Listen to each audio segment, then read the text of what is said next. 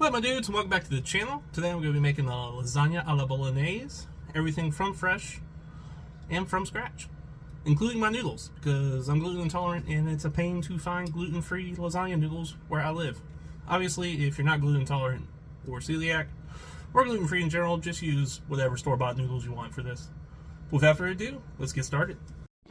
So here's what we're going to need for the bolognese: some olive oil, milk, cooking wine, an onion, canned tomatoes, garlic, carrots, broth, celery, ground pork, ground beef, and some diced pancetta. I know it seems like a lot, but trust me, we're going to use all this, and it is going to be worth it. We're going to start by prepping our vegetables, so go ahead, give that carrot, and peel it. Then we're just going to give it a nice fine dice, like so. You want to go really small with these. We kind of want this to almost melt away into our sauce. We don't want giant chunks of carrot. And that's going to go for all of our vegetables. So really take the time and get it extra small, because that's going to make a lovely sauce. And then go ahead and just throw it in the bowl. We're just going to mix all these together because we're going to cook them all together. So go ahead and give your onion a nice fine dice. I'm using a yellow onion. You can use a red onion or a white onion. Really, it's whatever you have on hand or whatever you prefer. As you can see, we're just going to give it a nice small little dice. And then we're going to move on to our garlic. I'm using 5 cloves of garlic because we're going to be using a lot of meat and we want this garlic to stand out. Next, we're going to take 2 stalks of celery. Do the same thing, give it a nice little fine dice. And then once we have all our vegetables cut up and diced, we're going to go ahead and heat some olive oil in a pan so it's nice and shimmering. And then we're going to add our pancetta and get this started. Then we're just going to fry this up until it's nice golden brown and crispy. Should look kind of like this one's done. And then we're going to go ahead and toss in all those vegetables. And we're just going to go ahead and fry that kind of until it gets kind of nice and translucent. And then we're going to crumble in our beef. I like to just kind of crumble it by hand to help break it up a little bit. Helps with that velvety texture later. And then we're going to also add our ground pork at this time. And we're just going to brown this off. And once it's done, we're going to go ahead and squeeze in our tomato paste. Ideally, you should have done this with the vegetables beforehand. I kind of did this in backwards order. But it'll turn out fine. Next, we're going to add our milk and our wine. And then we're going to go ahead and add our broth. I'm using chicken broth. You can use whatever. Next, add your can of crushed tomatoes. Then we're just going to give this a nice stir. Bring it to a simmer with the top slightly askew because we do want this to evaporate. And then we're going to put it into our preheated oven at 350 degrees and cook it for about 3 hours. Now, don't panic when you see it. If it's super greasy like this, we're just going to take it and we're going to fold it in to the sauce because we do want some of this grease. And then after we fold it in, we're going to skim off that top layer. Okay, then we're going to add some salt. And then we're going to go ahead and add some sugar to taste. And that might be a little bit controversial, but I like it in mine. And next, this is an optional ingredient. I'm going to use some black garlic balsamic vinegar.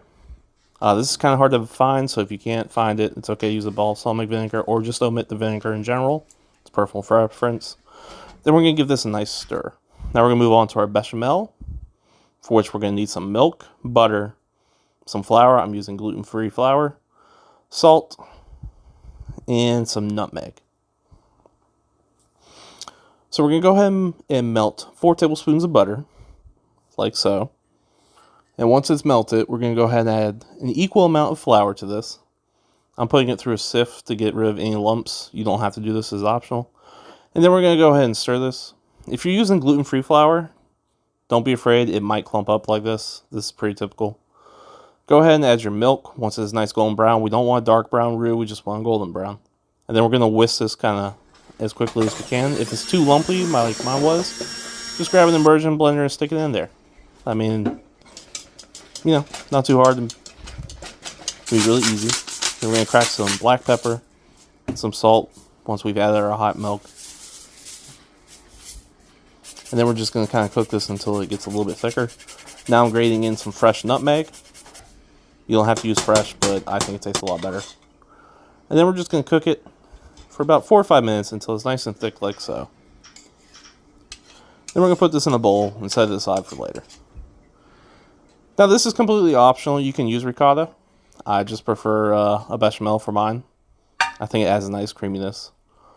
And now we're going to grab a 9x13 baking tray and we're going to add a layer of our bolognese and our bechamel to start with. And then we're going to add our noodles. I'm using homemade gluten-free noodles. It's the same recipe we used for our shrimp ravioli video a while back. And then we're going to go ahead and layer this. And I like to add a little bit of basil ripped up. This might not be traditional, but I think it adds a great flavor. So we're going bechamel, basil. Then we're going to add some Parmesan cheese. Just grate it right over top. And then we're going to add some mozzarella cheese on top too. And then we're going to add another layer of our homemade lasagna noodles. And I should mention store-bought is fine for this. Then we're going to add our bolognese. Add another layer of noodles, add another layer of bechamel, cheese, basil. And then we're just going to keep on repeating until we hit the top. Then we're going to top it with mozzarella, Parmesan on top, and cracked black pepper. I like to put the Parmesan on top because it's going to get kind of crispy. A lot of traditional lasagnas only use Parmesan on the top layer. It's up to you. You do what you want with your lasagna. And it should come out of the oven looking just like this after about 45 minutes to an hour on 350 degrees. And will you look at that? A nice, delicious lasagna. Oh man, is it good. Now let's go to a taste test. Alright, time for a taste test, guys. Gluten-free lasagna. Let's go. Oh, that is nuclear hot, though.